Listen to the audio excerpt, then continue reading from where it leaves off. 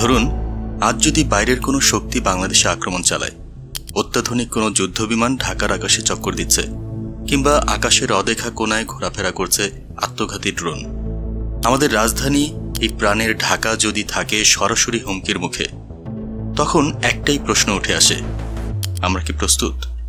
আমাদের কি আদৌ কোনো মিসাইল প্রতিরক্ষা ব্যবস্থা আছে? আছে কি নিজস্ব ড্রোন বা নজরদারি রাডার? প্রযুক্তিগত দিক থেকে এতটা পিছিয়ে থাকা আমদানি নির্ভর এই প্রতিরক্ষা ব্যবস্থা নিয়ে আমরা আসলে কাকে ঠেকাবো? আমরা কি প্রস্তুত হয়ে আছি আত্মসমর্পণের জন্য? আরেকবার ভাবুন, পৃথিবীর আর কোনো স্বাধীন রাষ্ট্র কি আছে যার নিজের একটি কার্যকর ক্ষেপণাস্ত্রও নেই? 2025 সাল, স্বাধীনতার 55 বছর পেরিয়েছে বাংলাদেশ, অথচ এখনো এই দেশের আকাশে ওঠেনি কোনো নিজস্ব স্যাটেলাইট, তৈরি হয়নি একটি মাত্র দেশীয় ক্ষেপণাস্ত্র। আমাদের রাজনৈতিক বক্তব্য, বক্তৃতা আর সেলফিতে দেশ এগিয়ে যাচ্ছে, এমনটা বলা হলেও আসলে আমরা কোথায় যাচ্ছি, তার গন্তব্য কি? এটা যেন এক চলমান আত্মপ্রবঞ্চনা, যার পেছনে চাপা পড়ে যাচ্ছে আমাদের অস্তিত্ব সংকট।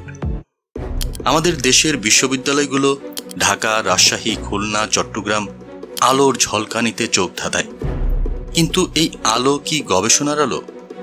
হাজারো শিক্ষক, কোটি কোটি টাকা বাজেট, গবেষণা ফান্ড, কিন্তু নেই কোনো মৌলিক উদ্ভাবন।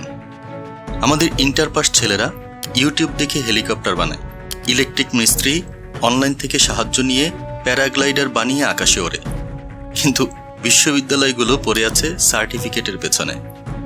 একটা জাতি তখনই পরিণত হয় যখন তার গবেষণাগারে জন্ম নেয় দেশীয় প্রযুক্তি, কিন্তু আমরা এখনো পর্যন্ত এমন একজন বিজ্ঞানীকে তুলে ধরতে পারিনি যিনি বলেছেন, এই রাডার আমি বানিয়েছি আমার দেশের জন্য, কিংবা এই ক্ষেপণাস্ত্রটি বাংলাদেশ তৈরি করেছে। আমাদের গবেষণাগারগুলো হয়ে উঠেছে শুধু ইন্টার্নশিপ সার্টিফিকেট সংগ্রহের জায়গা, যেখানে উদ্ভাবন নয়, শুধু ফরম্যাট ঠিক আছে কিনা এই ভাবনায় সময় কাটে। আমাদের জাতিগত স্বপ্ন আজ বিসিএস সার্কুলারের পরিসরে বন্দী। বিসিএস এক অলৌকিক পদবীর নাম, যেখানে একজন ক্যাডার মানেই যেন সবকিছু। অথচ এই ক্যাডারদের যদি আমরা দিতাম গবেষণা সুবিধা, ল্যাবরেটরি, সাহস আর দায়িত্ব, তবে তারা হতে পারতেন সিস্টেম ডিজাইনার, অস্ত্র পরিকল্পনাকারী, কৃত্রিম বুদ্ধিমত্তা বিশেষজ্ঞ। কিন্তু না, আমরা তাদের ঠেলে দিই নতুন পোস্টিংয়ের তালিকায়, নতুন চেয়ারের লোভে। আমরা মেধা খাই, চিন্তা খাই, তাদের রোবট বানিয়ে দিই, যেন তারা ভাবতে না পারে যে দেশকে বদলানো দরকার। একটা নির্মম বাস্তবতা হলো, আজ যদি পার্শ্ববর্তী কোনো সীমান্ত থেকে আমাদের দিকে একটিমাত্র ব্যালিস্টিক মিসাইল ছোড়ে, আমরা কি করব?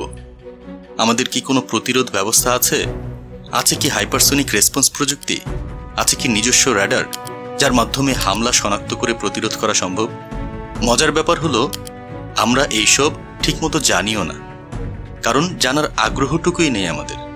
এসব নিয়ে ভাবা মানেই বাজেট চাইতে হবে, সাহসিকতা নিতে হবে এবং সিস্টেম বদলাতে হবে। কিন্তু আমাদের রাজনীতি আর আমলাতন্ত্র সবচেয়ে বেশি ভয় পায় বদলকে। একটুখানি সাহস থাকলেই 2025 সালে হয়তো আমাদের আকাশে উঠত নিজস্ব উপগ্রহ। কোনো তরুণ বলতো, এই ড্রোনটা আমি বানিয়েছি দেশের জন্য। কেউ ডিজাইন করতো আমাদের নিজস্ব সাইবার প্রতিরক্ষা সিস্টেম।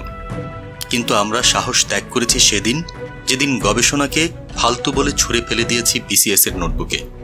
আমরা বলেছি, দেশ নিয়ে মাথা ঘামিয়ে কি হবে, চাকরি পেলেই হলো, এবং সেখানেই হেরেছি। আজকের বাংলাদেশে কেউ বলছে না আমি ক্ষেপণাস্ত্র বানাবো, সবাই বলছে আর 2 বছর পর প্রমোশন পাবো। এই জাতি এখন শুধু বেঁচে আছে প্রমোশন ফার্ম হাতে, এসির নিচে ঘুমানোর স্বপ্নে। আমরা যে হেরে গেছি সেটা বুঝতেই পারছি না, কারণ আমাদের এই পরাজয় আসেনি কোনো যুদ্ধে, কোনো গোলার আঘাতে। আমাদের পরাজয় এসেছে সেই দীর্ঘ লাইনে দাঁড়িয়ে, যেখানে সবাই অপেক্ষা করছে শুধু স্যার ডাক শোনার জন্য। একটা জাতি যখন স্বপ্ন দেখা বন্ধ করে দেয়, তখনই তার পতন শুরু হয়। এবং এটা আমাদের বর্তমান বাংলাদেশ, 2025-এর বাংলাদেশ।